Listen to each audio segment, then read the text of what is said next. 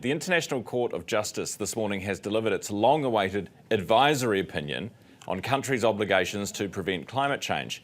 This all began 7 years ago with a group of law students from the Pacific. They say the ruling shifts the course of climate justice. What happens when climate change is taking away your human rights?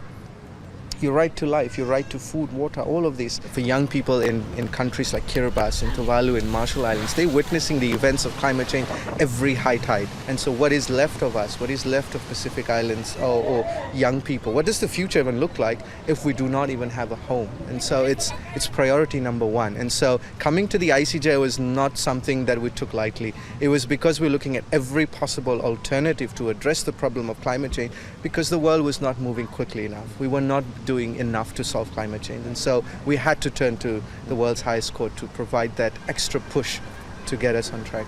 Going into negotiations into COP 30, 31 as well, with an advisory opinion, with a strong legal backing, you could see the tide change in negotiation. So, one of the things this does is clear the way for countries to actually sue each other over their emissions and contributions to climate change, even for historic emissions. Richard Carter's AFP reporter live from The Hague with us this morning. Richard, so that is an interesting development. How will that actually work in practice? How do you determine who did what, when and how?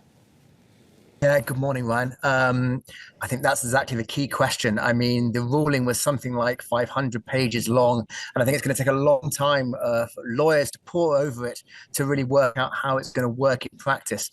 But I think we often overuse the word historic, but I think today was really a historic ruling because, as you say, it did open the way for potential reparations for countries that have in the past and are currently not adhering to their climate obligations.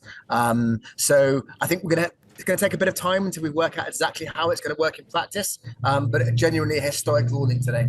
And it's non-binding as well. What does that mean?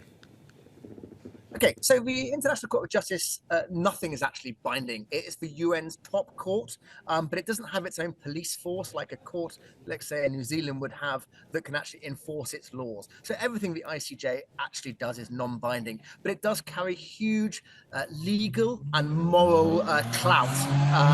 And what it can be used as is for jurisprudence in other national courts. So courts around the world will be able to point to the ICJ ruling and say, look, the world's highest court has said this.